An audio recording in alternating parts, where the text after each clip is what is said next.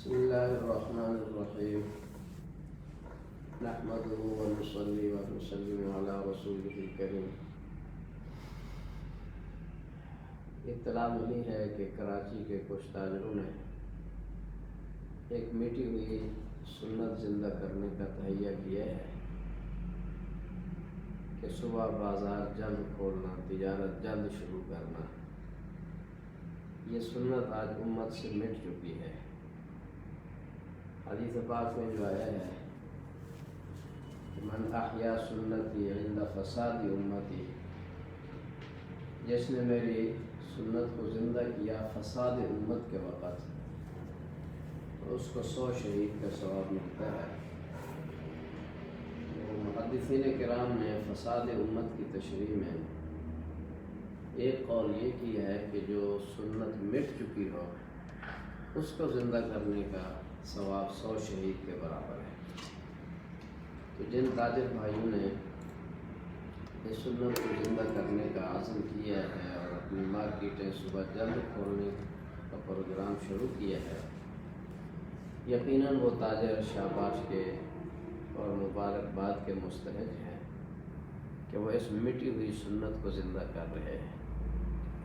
ضرورت اس بات کی ہے کہ ہر مسلمان تاجر کسی بھی شہر کا ہو، وہ اپنے مفاد کی بجائے آخرت کا مفاد، دنیا کے مفاد کی بجائے آخرت کے مفاد کو دیکھے۔ جب آخرت کا مفاد سامنے رکھ کر تجارت کرے گا تو اللہ پاک اس کی دنیا بھی بنا دیتے ہیں۔ حضور سرور عالم صلی اللہ علیہ وسلم نے اللہ سے دعا مانگی ہے اور وہ دعا قبول ہوئی ہے۔ ظاہر ہے وہ دعا اپنی امت کی بھلائی کے لیے مانگی ہے۔ آپ کو خود تو دنیا سے کوئی دلچسپی نہیں تھی۔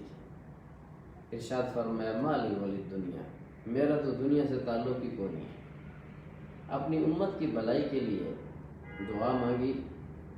حضرت صخر الغامدی رضی اللہ تعالی عنہ راوی ہیں، جامع ترمذی کی روایت ہے کہ حضور صلی اللہ علیہ وسلم نے اللہ سے دعا مانگی، یا اللہ میری امت کے صبح کے وقت میں برکت عطا فرما، اور یہ دعا قبول ہوئی ہے۔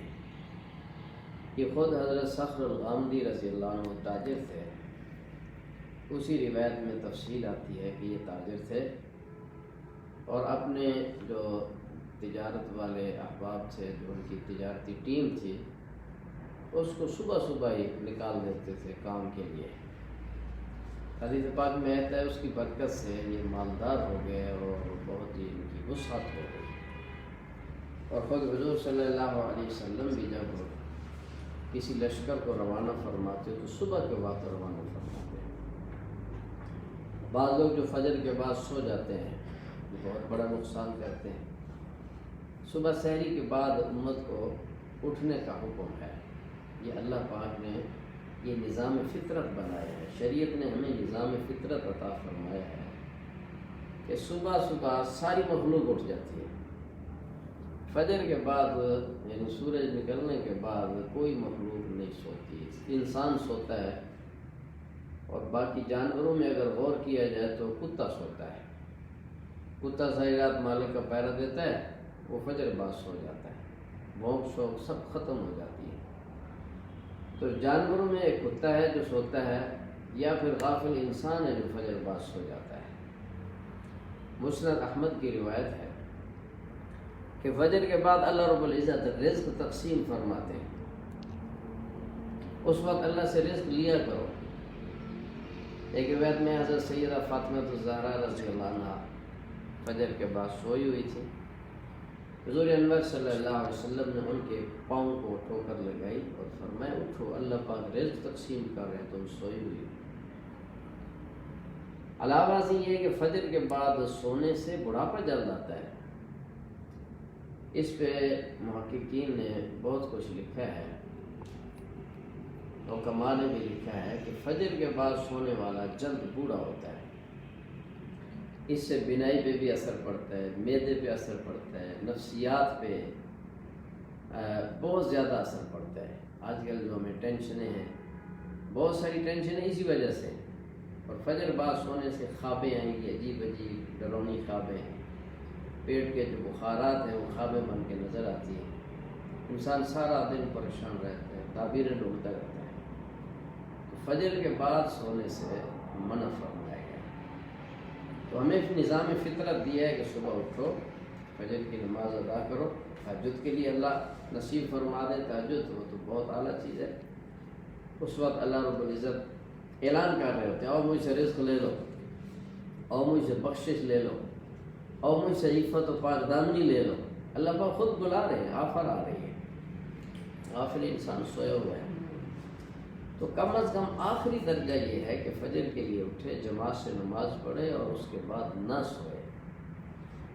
ایسے تو نہیں فضیلت ارشاد فرمائے کہ فجر کے بعد اسی جگہ بیٹھا رہے، سورج نکلنے تک ذکر اذکار میں مشغول رہے، 2 رکعت پڑھے تو اس کو کامل حج عمرے کا ثواب ہے۔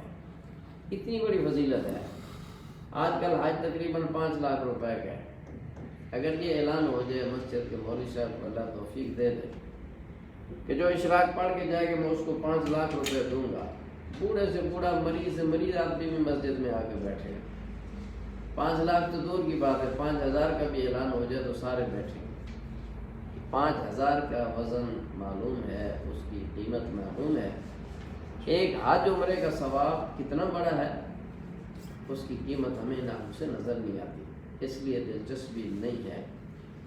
تو ضرورت اس بات کی ہے کہ ہر تاجر بھائی، تاجر کی کیا شان ہے، فرمایا الصدوق الامین، جو سچا تاجر امانت دار ہے اس کو اللہ پاک قیامت کے دن نبیوں کے ساتھ کھڑا کریں گے، مان نبیین والصدیقین، شہداء کے ساتھ، صدیقین کے ساتھ۔ اب یہ مرتبہ قرآن پڑھنے پڑھانے والے کا ذکر نہیں کیا گیا، بخاری شریف پڑھانے والے کا یہ مرتبہ نہیں ذکر کیا گیا، یہ تاجر کا ہے جو تجارت کے ٹھیے پہ بیٹھ کے دنیا کماتے ہوئے نبیوں کے درجے پہ پہنچ رہا ہے۔ وجہ کیا ہے کہ اپنی نفسانیت چھوڑے، شریعت کو سامنے رکھے۔ تو آج کے اس میسج میں یہی درخواست ہے سب بھائیوں سے، سب تاجروں سے، کہ اپنی مارکیٹیں، اپنی دکانیں صبح جلد کھولیں، نماز پڑھیں، ذکر اذکار مختصر ناشتہ کر کے جلد دکان پہ پہنچیں۔ اور یہ نہ سوچیں کہ صبح گاہک ہی کیوں نہیں ہوتا، بھی گاہک نہیں ہوتا نہ ہو آپ کا ثواب تو شروع ہو جائے گا۔ کیا ثواب نہیں چاہیے، صرف پیسے ہی چاہیے۔ فرض کرو گاہک آپ کا 10 بجے آتا ہے، پیسے تو آپ کو 10 بجے ملنا ہے، مگر ثواب آپ کا صبح 7 بجے، 7:30 بجے، 8 بجے شروع ہو جائے گا۔ تو ثواب بھی تو چاہیے نا ہمیں، مرنے کے بعد تو ثواب نے کام ہونا ہے۔ پھر جب آپ کی شہرت ہو جائے گی تو ایک وقت آئے گا کہ گاہک صبح آ جائے گا۔ پچھلے دن ایک دوست ملے، اس کا کی دکان گاؤں سے بھی ذرا باہر، ایک اسٹاف ہے اس پر، اس کی دکان ہے۔ تو وہ کہنے لگا کہ میری روٹین ہے، سردی ہو، گرمی ہو، بارش ہو، طوفان ہو، 7:30 بجے میں دکان پہ ہوتا ہوں۔ تو میں نے کہا 7:30 بجے آپ کس لیے جاتے ہیں؟ ہر کوئی لوگ گھروں میں دبکے ہوئے ہیں سردی سے، دھند ہے باہر، ان دنوں سردی کا موسم تھا، دھند ہے۔ تو کہنے لگا کہ میرے جو گاہک ہیں نا ان کو پتہ ہے وہ 7:30 بجے پہنچ جاتے ہیں، والا جو مستری ہیں انہیں سامان لینا ہوتا ہے، ان کو پتہ ہے کہ 7:30 بجے فکس میں دکان پہ ہوتا ہوں، وہ اس وقت پہنچ جاتے ہیں۔ اب اس نے ایک ماحول بنایا ہے، اکیلا دکاندار، پوری مارکیٹ میں ایک دکاندار نے ماحول بنایا، اللہ اس کو روزی دے رہے۔ تو اس طرح چند دن جب آپ اس پر محنت کریں گے، اللہ سے دعا بھی مانگیں گے اور نیت یہ رکھیں گے کہ اللہ ہمیں سنت کو زندہ کرنا چاہتے ہیں، اللہ پاک ضرور حالات بہتر فرمائیں گے۔ اور شام کو جلد سونا، اس کی بڑی تاکید آئی ہے، حدیث پاک میں آتا ہے حضور صلی اللہ علیہ وسلم عشاء کے بعد قصہ گوئی سے منع فرماتے تھے۔ اب ہماری خبریں ہی 9 بجے شروع ہوتی ہیں، وہ سننا تو ہم فرض سمجھتے ہیں، تو 9 بجے 9:30 بجے خبروں سے فارغ ہوں گے، اس سے پہلے تو سونا محال سمجھا جاتا ہے۔ تو خبریں سننا تو ہم فرض سمجھتے ہیں، رمضان میں تراویح سننا اس درجہ فرض نہیں ہے۔ تو بھائی دنیا بہت عارضی ہے، بڑی تیزی سے لوگ جا رہے ہیں۔ دیکھو قبرستان ان چند سالوں میں کتنے زیادہ ہو گئے، کتنے پھیل گئے۔ تو ہم نے بھی جانا ہے بھائی، آخرت کی تیاری بھی کرنی ہے۔ شام کو جلد سونے کی عادت ہے، شام کا کھانا بھی جلد کھائیں اور مختصر کھائیں، جلد کھائیں اور جلد سو جانا۔ بچوں کی عادت بنائیں، دیر تک سونا، پھر صبح دیر تک پڑے رہنا، یہ تو نظام فطرت سے بغاوت ہے، اور نظام فطرت سے بغاوت کے جو نقصانات ہیں وہ صرف ایک فرد کے نہیں ہے، اس سے پورا معاشرہ متاثر ہوتا ہے، پورا ماحول، پورا گھرانہ، پورا ارد گرد کا ماحول نظام فطرت کی خلاف ورزی سے متاثر ہوتا ہے۔ اللہ پاک عمل کی توفیق عطا فرمائے۔ وآخر دعوانا الحمدللہ۔